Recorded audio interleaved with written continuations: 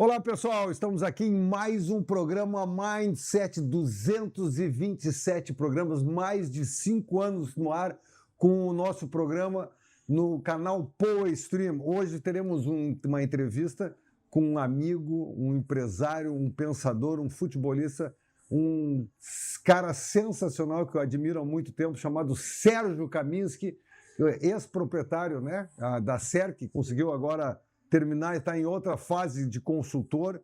Lembrando sempre que o nosso programa é transmitido para mais de 196 países pelo canal 160 da Soul TV e também pelo app do Poa Stream. Poa Stream de Porto Alegre para Porto Alegre, de Porto Alegre para o mundo. Sempre lembrando que o conteúdo de qualidade na palma da sua mão, onde e quando você quiser, e que o mais importante para nós é você. Apoio Shop Total há mais de 20 anos, presente a cada momento.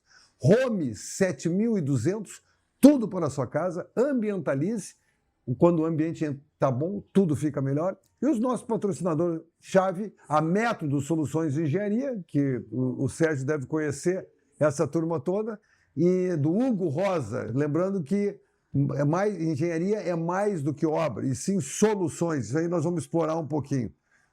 Ative nosso canal, acione no YouTube e venha patrocinar aqui, né? Que cada vez a audiência está mais, são mais de 20 milhões de acessos no Poa Stream, e a nossa coordenação técnica com o melhor de todos, Eduardo Azevedo, aqui no estúdio, o coordenação de jornalismo Super Tavson e a direção-geral do Fabiano Brasil, o nosso fabuloso, agora de novamente na Guaíba, na casa, o Bom Filho, a casa retorna. Sérgio, sinta-se à vontade, Chicão aqui, tu tá em casa, ele já começa a rir, porque ele também me conhece como homem de mil facetas. Uma hora está no gol, uma hora está na DCL, outra hora está na igreja, outra hora está dando palestra.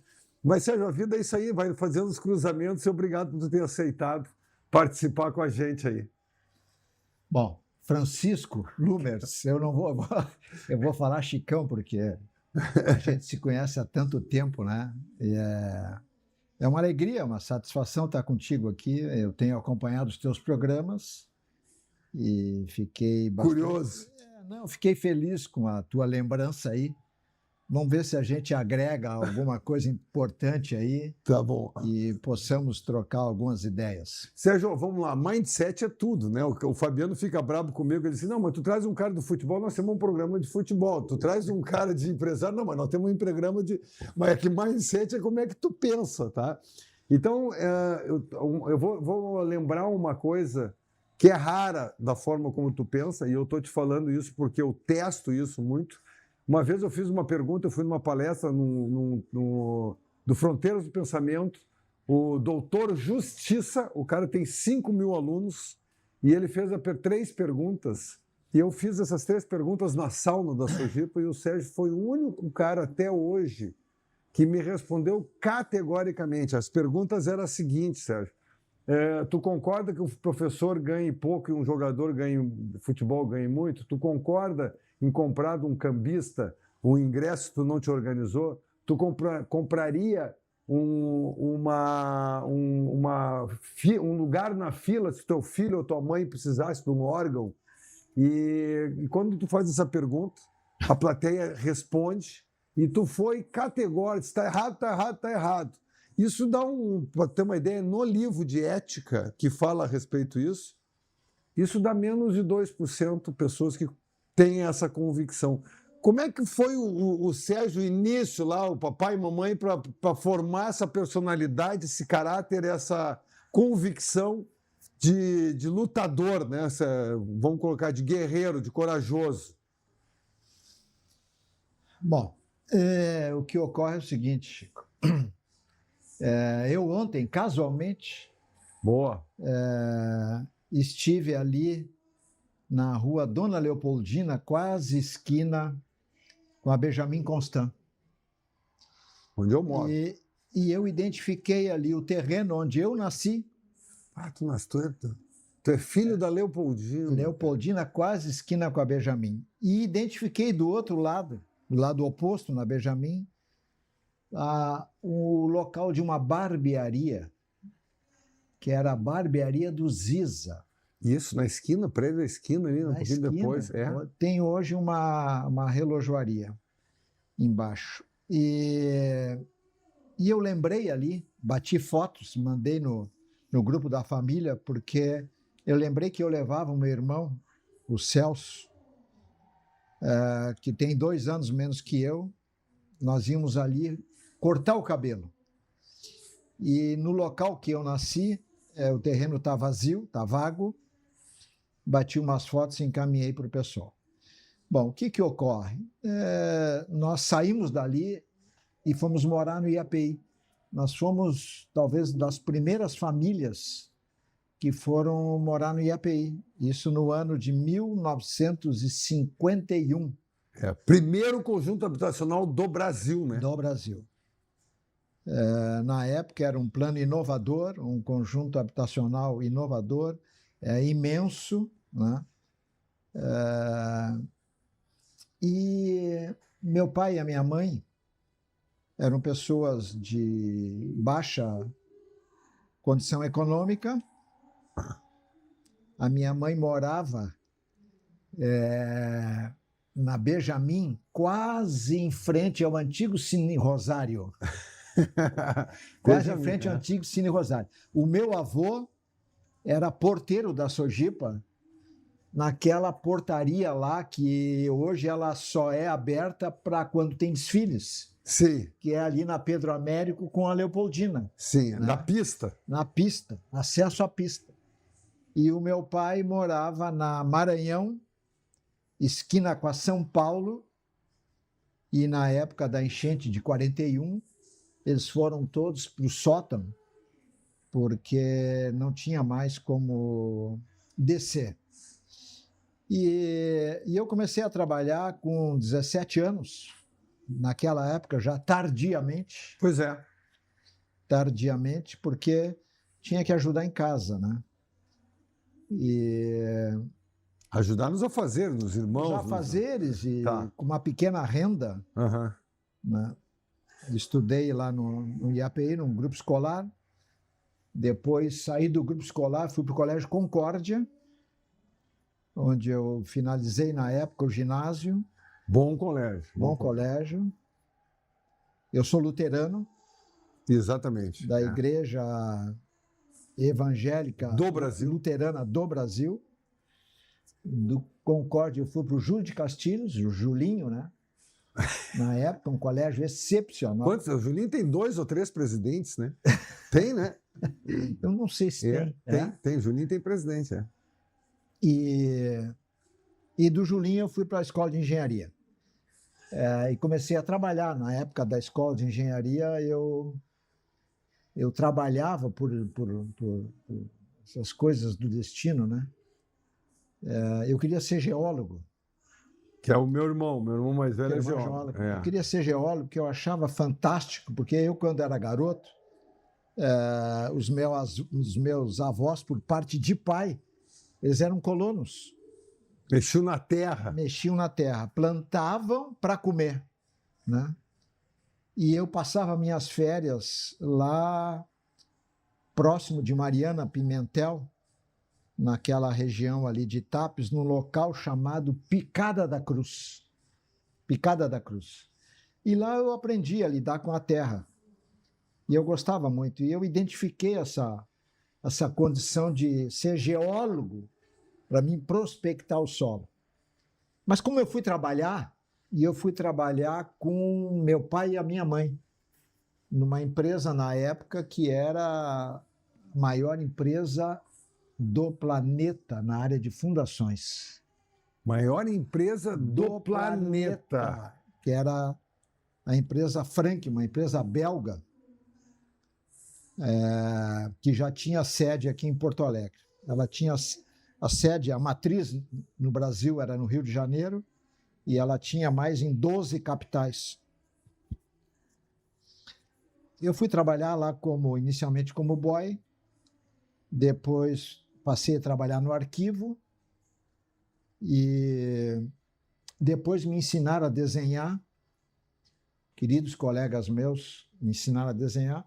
Trabalhava eu, meu pai e minha mãe. E lá eu vi que essa empresa que trabalhava na área de fundações tinha muito a ver com o subsolo.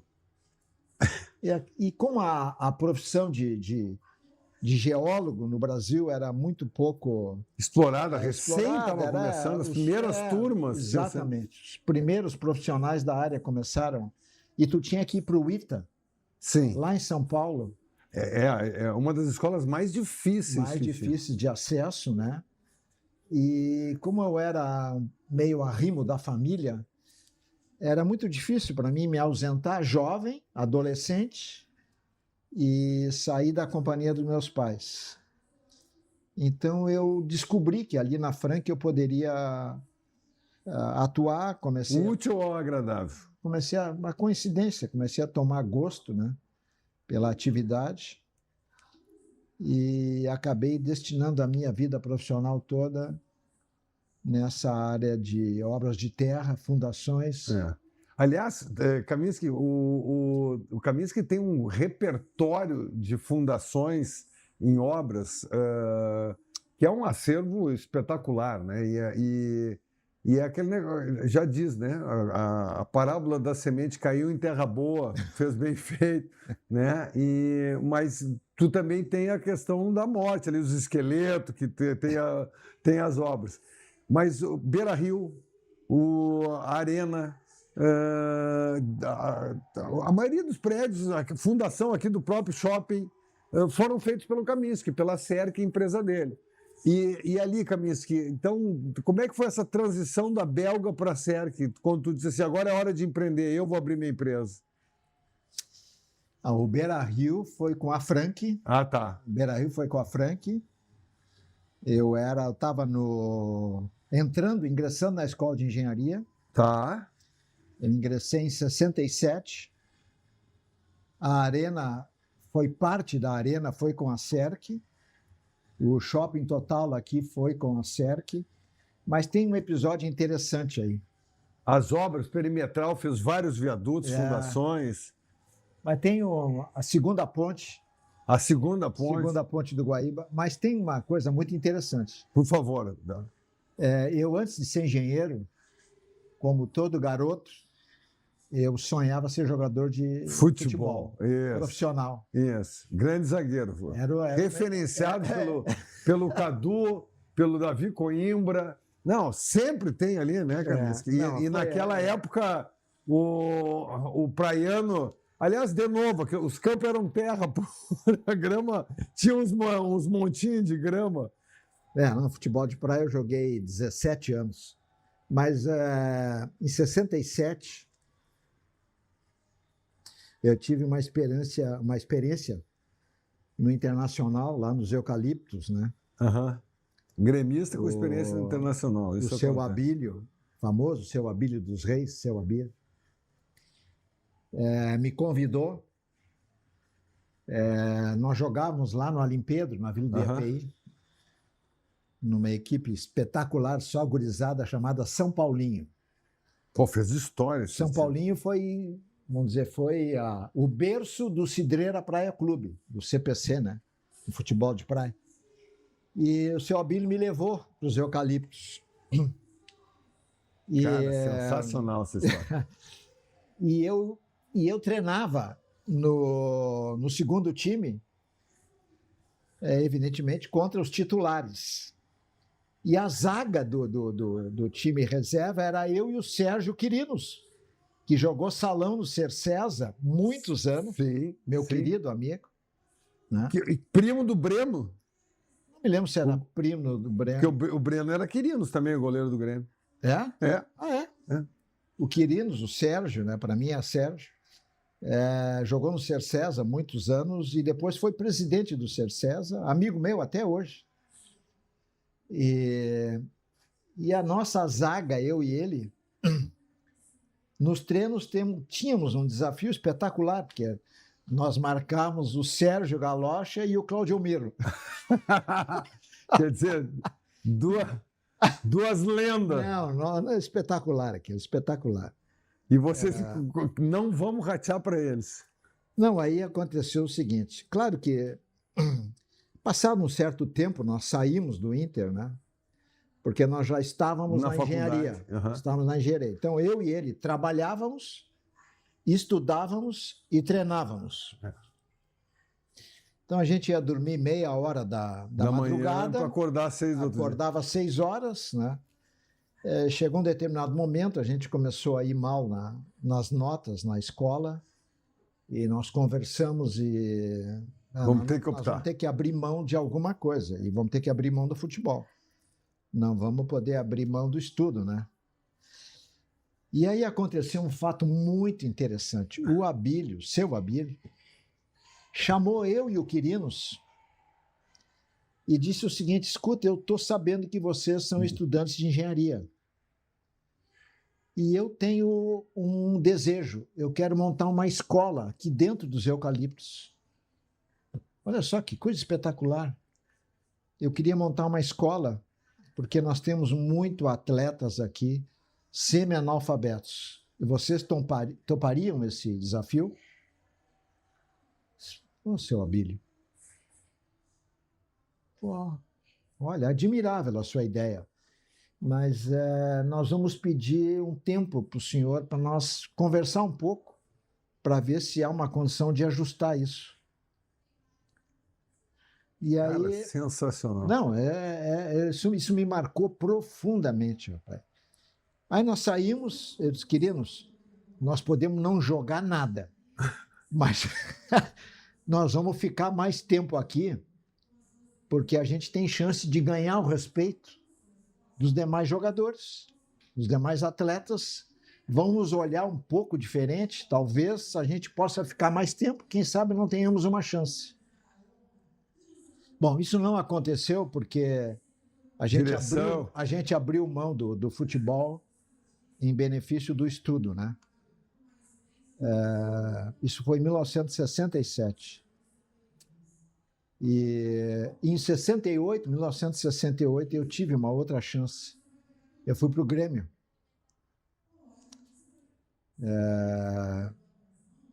E eu também fiquei pouco tempo no Grêmio, porque eu estava no segundo ano da escola, eu não conseguia conciliar, eu trabalhava também. Então, aquele sonho que eu tinha, como todo adolescente, né, não se realizou. E eu brinco sempre que, entre tantos injustiçados do futebol, eu sou um deles. Tu é um deles, que tinha capacidade. Não, é que tu joga até hoje. Eu jogo tênis com o Kaminski, né? E um abraço para o Biazeto, né? E o nosso querido... Nosso parceiro. Soster também, que é a última vocês ganharam, né? Lá na Sojipa. Mas, Sérgio, voltando à linha de conduta, né? Eu queria que tu explorasse um pouco filosoficamente, porque eu admiro a maneira que tu pensa. Uma coisa o que eu penso, outra coisa o que eu digo, outra coisa o que eu faço. Tá? Como é que se lida com isso num mundo empresarial, num Brasil que tem tantos altos e baixos como nós temos e que tu enfrenta? E tua linha de conduta é a mesma. Tu é o mesmo Sérgio que eu sempre conheço. Sérgio brincalhão, espirituoso. Como é que lida com isso, Sérgio? Qual é o teu mindset? Como é que tu programa a tua mente? Além de Deus, claro, fica à vontade de explorar isso, essa diversidade de coisas, de papéis. Bom, eu sou luterano, né? Formação muito rígida, né? Sou luterano. Estuda mais a Bíblia que o católico. A minha mãe teve uma influência decisiva na minha formação. Minha mãe era uma pessoa muito bondosa, muito doce, às vezes exageradamente, com todos os filhos. Nós somos 3 homens e uma mulher, e ela sempre foi uma mulher de conciliação, sempre. Meu pai já era mais explosivo, né? E minha mãe era conciliadora. E eu espelhei toda a minha formação, toda a minha maneira de ser na minha mãe, né? Minha mãe faleceu há 4 anos atrás, com 101 anos. Deus a Deus. 101 anos. Meu pai faleceu com 74 anos. E essa linha de conduta eu me identifiquei usei como um norte e um padrão de referência dela nas minhas decisões, na minha maneira de ser. Me identifico como cristão. Acho que o meu ingresso na ADCE, Associação de Dirigentes Cristãos de Empresa, que tu já presidiu. Né? Tu também presidiu, né? Foi um marco na minha vida profissional, na minha vida de comunitária, porque eu já estou lá há mais de 40 anos. E tu referendou aí que me tens como uma pessoa bem-humorada e, por vezes, brincalhona, mas eu também vejo, Chico, esse lado aí como um instrumento de proteção, carapaça, um escudo, para tu tentar superar as dificuldades que todos nós temos, né? Essa vida de gerador de emprego, recolhedor de impostos, gerador de renda e riqueza. Tu chegasse a ter 500 funcionários, tu falasse? Início dos anos 80, eu tinha mais de 500 funcionários. Que loucura. Na época, nós estávamos com a duplicação da então Riocel, nossa, CMPC. Nós estávamos iniciando a implantação das obras de infraestrutura do polo petroquímico. Nossa Senhora, só abrir. E tínhamos polo petroquímico, Riocel e a duplicação da Travessia Guaíba. Então, os nossos homens de campo lá, e a parte da engenharia e administração, totalizavam mais de 500 pessoas. É gente, né, cara? E frente a isso tudo, adaptação e até a saída, como é que tu lida com isso hoje? Bom, o que aconteceu foi o seguinte, passada essa etapa, expansão, em 83, por aí, começou uma redução no país bastante grande das áreas produtivas. Nós enfrentamos, o Brasil, né, enfrentou uma crise na primeira metade dos anos 80, a partir de 82, depois de um boom no final dos anos 70, início dos anos 80. E ao início do ano de 84, o pessoal da Frank me convidou para eu ir para São Paulo. Eu passaria a exercer a figura de engenheiro em São Paulo. Eu estava como gerente aqui da Frank de 73 até 84. Né? Em 72, eu me formei em 71. 72 eu fui para o Rio. A minha vinculação com o futebol é um negócio espetacular. Em 72, eu fiquei com todo o projeto, o cálculo e o projeto de um estádio que está abandonado, que é o estádio do Pinheirão, em Curitiba, que era um estádio para o governador do estado queria equivaler um estádio no Paraná ao Maracanã. Era um estádio... Pinheirão era São José dos Pinhais? Exatamente, na divisa de Curitiba, do lado oeste. Uhum. E o sonho dele era ter 150 mil espectadores no estádio. E o projeto foi feito para isso. O estádio foi construído, né? O Curitiba jogou lá, a seleção brasileira jogou lá, depois o Paraná passou a utilizar o estádio como reduto dele, como anfitrião, mas a edificação do estádio ela ficou para 45 mil pessoas, o anel superior foi parcialmente executado e o estádio faz aproximadamente 15 anos que está abandonado. E seguramente não terá mais continuidade. Tipo o Cinzão, lá, o nosso de Cidreira. Eu até li as últimas notícias que o estádio vai ser demolido, mas o problema é a demolição, o custo, o comprador da área, o uso final. Tem uma série de incógnitas aí que precisam ser decifradas, definidas, né? E eu fiquei com aquele projeto lá. Foi interessante, muito interessante. E depois no final do ano de 83, início de 84, a Frank me comunicou que ela ia encerrar algumas regionais, entre as quais Porto Alegre, que cuidava do estado do Rio Grande do Sul e cuidava de Santa Catarina. Sim. Né? Então eu viajava muito e em alguma das noites que eu não dormi, porque ia perder o emprego, eu ia ficar, vamos dizer, desempregado, né? Eu ia perder aquela liderança que eu tinha e eu resolvi fazer o seguinte. Eu peguei o avião, fui para o Rio de Janeiro falar com a gerência do Brasil e disse, olha, eu compro a Frank no Rio Grande do Sul. Eu quero comprar. Que peitaço!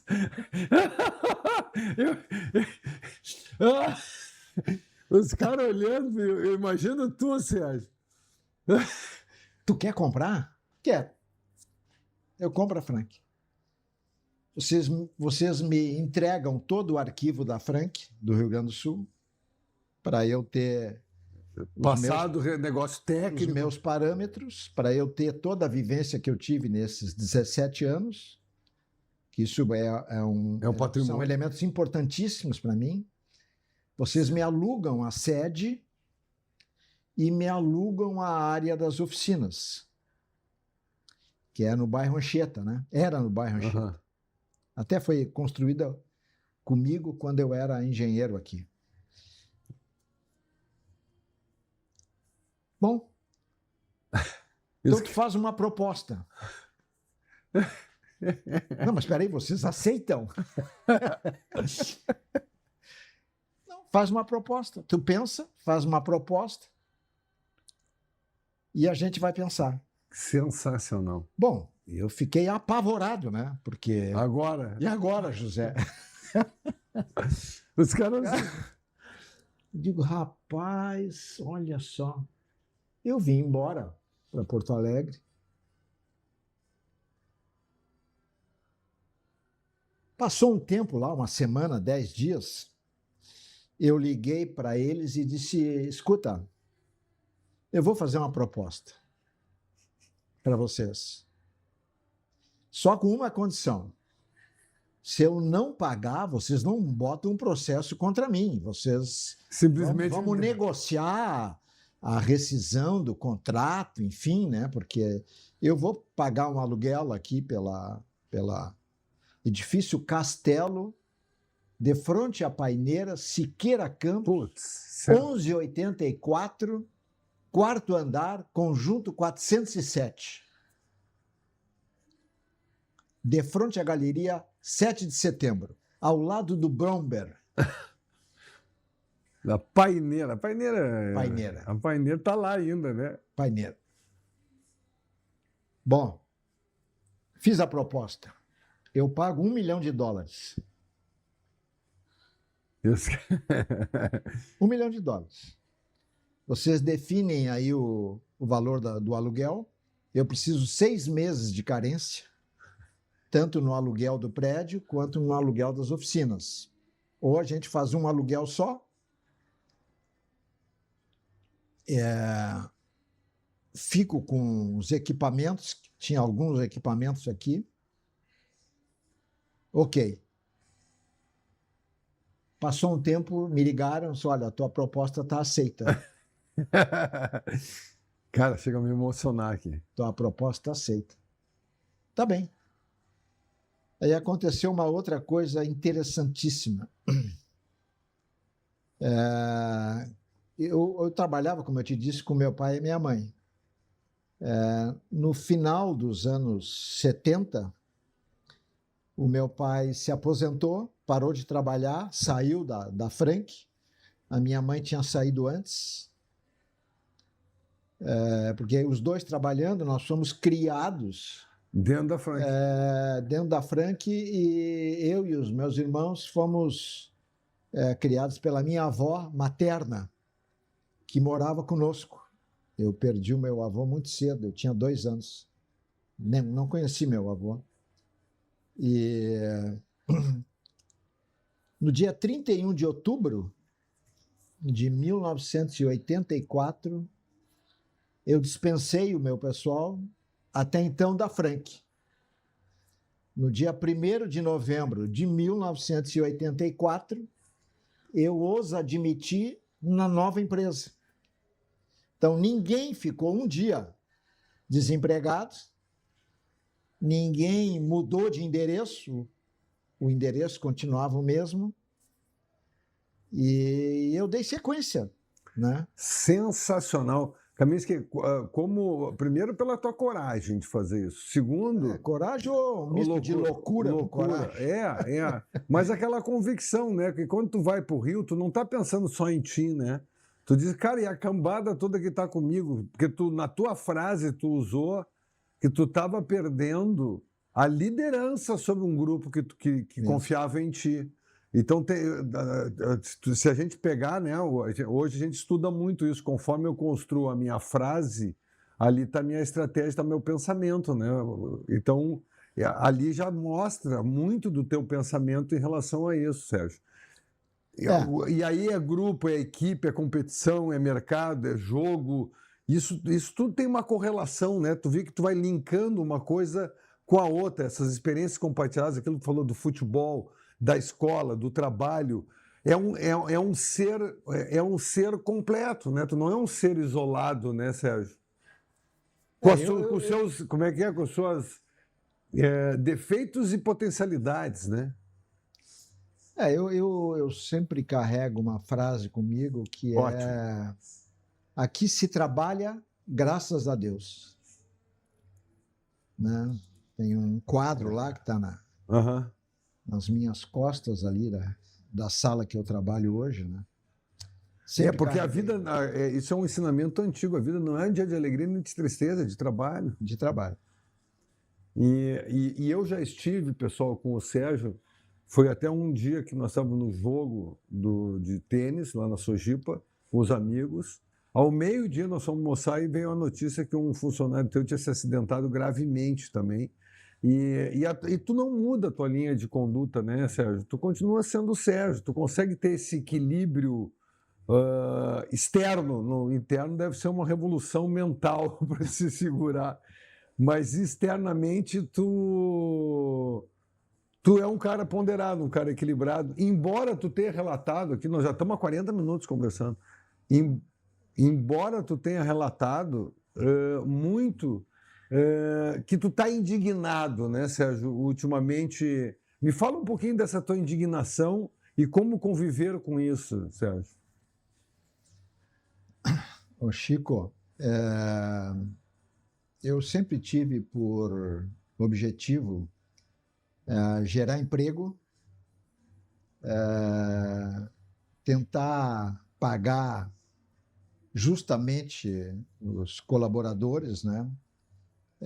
Sempre procurei praticar um valor superior ao preço de mercado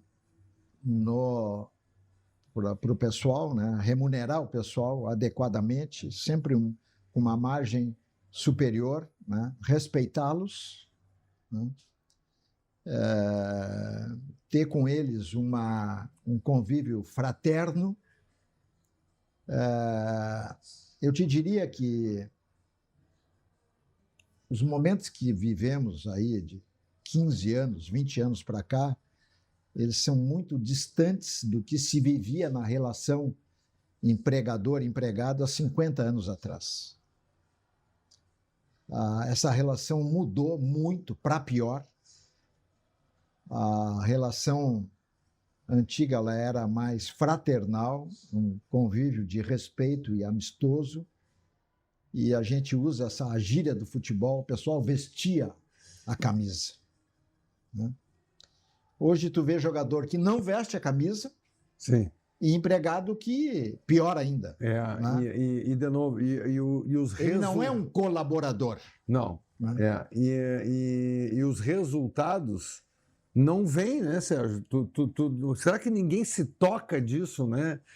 Tá muito essa indignação que tu disse. Eu vou tentar dar o exemplo para corroborar com o que tu está dizendo, tá?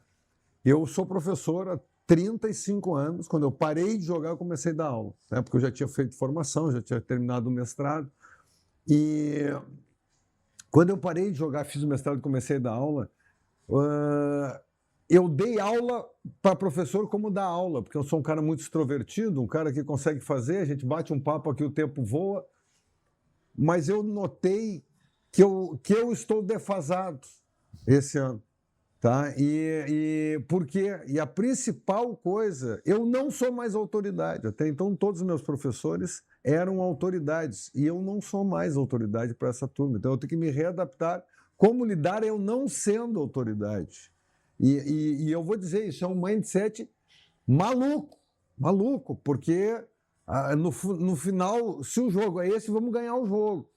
O que eu tenho que fazer para conseguir ganhar esse jogo? Então, eu inverti uma série de coisas, porque antes eu chegava querendo causar impacto. E o cara quer afeto.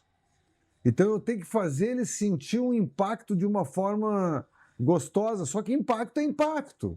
Um vai sentir uma coisa, o outro vai sentir outra. E isso faz parte do processo de crescimento, e tu não consegue mais fazer isso, Sérgio.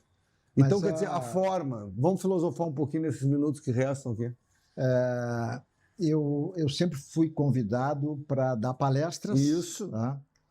E eu gostava muito porque nós comentávamos antes, chega numa certa idade, tu acumula um conhecimento que tu precisa, a ânsia de transmitir para os mais jovens, né? Tu precisa dar essa contrapartida, né? Isso é fundamental. Qualquer pessoa que detém um razoável nível de conhecimento, é importante que tu passe para os mais jovens.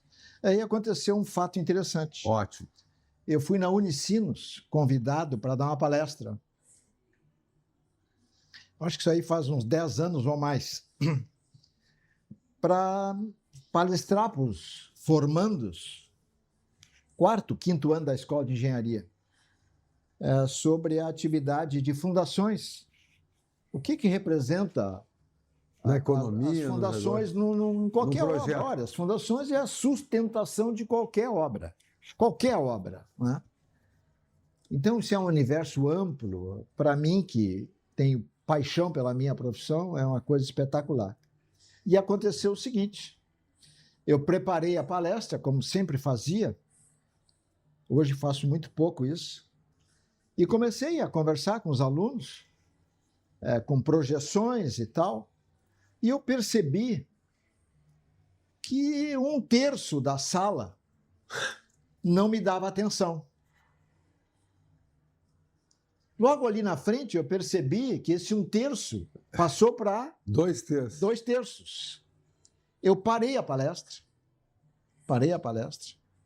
O engenheiro, professor da PUC, que me convidou, meu cliente, meu amigo, e disse o seguinte: escuta, pessoal, vamos fazer o seguinte. Eu percebo aqui que já a maioria não está manifestando interesse, nem me dando motivos para que eu continue aqui tentando passar para vocês algum conhecimento. Então, eu vou encerrar a palestra aqui e vocês propõem qualquer tema, se o professor autorizar, e nós vamos conversar sobre qualquer tema que vocês proporem. E a palestra está encerrada. Eu não vou voltar mais para esse assunto. Não vou continuar a palestra. Porque nós não podemos, eu aqui, vocês aí, se enganar, deixar de aproveitar esse tempo para que a gente amplie o nosso conhecimento. E aí eu encerrei a palestra. Não, é isso que eu admiro em ti, né? Tu sabe que um aluno para mim me perguntou duas coisas interessantes que me marcaram para a gente encerrar aqui o programa, que me marcaram muito e que tem a ver com a tua história, Sérgio. A primeira questão, o que é a coisa mais difícil de um negócio? Eu fiquei pensando, eu digo, sair do negócio. É difícil pra caramba, porque é todo teu sonho, toda uma construção. E eu já encerrei vários negócios, eu digo, cara, sair. E segundo, o cara me perguntou assim, o que tu quer pro teu futuro, né? E é uma brincadeira que eu faço com o Pedro, do Fronteira do Pensamento. Eu digo assim, eu quero ser chofer de chá de velha, levar a velhinha porque aí eu vou estar velho um dia. Né? Então, muitas coisas são ciclos. E a gente poder entender esses ciclos e poder conviver, contribuir com isso, se aceitando, nós falamos tanto essa parte. Agora, se deixar entrar no jogo, nós voltamos. Só que eu só vou no time bom, na hora certa. E de vez em quando a gente toma os balaços, mas a gente sabe que tomou. Sérgio, deixa uma mensagem final para a turma aí, para que a gente, de coração, assim, como é que tu se sente, o que tu diria agora, nesse momento, depois de ter visto uma palestra do Projeto Pescar, depois de a gente ter se encontrado, depois de ter entrado num desafio, que corajoso, coragem, né? Tu é. Então, como bom zagueiro, o que tu deixaria de mensagem, assim? Um mantra teu? Além de... Chico, né? Eu sempre norteei a minha vida me doando para aquilo que eu faço. Eu acho que toda atividade que tu tenha, profissional, eu era um camarada enlouquecido pelo futebol, eu sonhava ser jogador, eu chegava na minha casa, eu ia no açougue pegar sebo, para passar na chuteira, tá? Para deixar a chuteira com o couro bem mole. Eu treinava toda a semana em cima do paralelepípedo ali no IAPI. Nós jogávamos na rua com bola de borracha. Eu tentava aprimorar aquilo que eu fazia. Eu ia dormir, me lembrava dos erros que eu cometi, o que eu tinha que fazer para corrigir no jogo seguinte, na pelada seguinte, né? Eu fui assim na vida profissional, eu não me perdoo quando eu erro, eu sempre tento corrigir na sequência, na vez seguinte, mas, sobretudo, Chico, eu acho que tu tem que entregar amor naquilo que tu faz. Tu tem que ser um cara apaixonado pelo que tu faz. Apaixonada. Tu tem que ter um amor eterno naquilo que tu faz. Tu falou que o que é mais difícil? Sair. Sim, mas o sair também gera uma nova oportunidade. É isso. Gera uma nova paixão. Novo gap. Uma nova paixão, um novo gap. E se tu nortear isso e tentar, na medida do possível, botar um pouquinho de alegria, um pouquinho de ironia, né? Que é a válvula de escape para a pressão. Que é a válvula de escape para a pressão. Os ambientes ficam mais agradáveis, mais alegres, e tu mantém uma relação muito ampla de amigos, amizade, que no fundo e no fim é o que importa. Querido, queria te agradecer. Estamos aqui batendo um papo. Isso foi só como a gente diz, um drops de Sérgio Caminha. Se quer conhecer mais, cara, procura na internet, chama ele para palestra. É um sábio que tem muito a contribuir ainda e tem uma visão crítica e certeira, vou chamar assim, sobre vários aspectos. O Sérgio é um dos meus mentores que eu sigo e admiro, tá? Gente, mais uma vez agradecer ao Shopping Total, há mais de 20 anos presente a cada momento. Home 7200, tudo para sua casa, e ambientalize. Quando o ambiente está bom, tudo fica melhor. E a Método Soluções de Engenharia, sempre parceira, que agradecer ao Léo e ao Hugo Rosa lá. Até semana que vem. Valeu!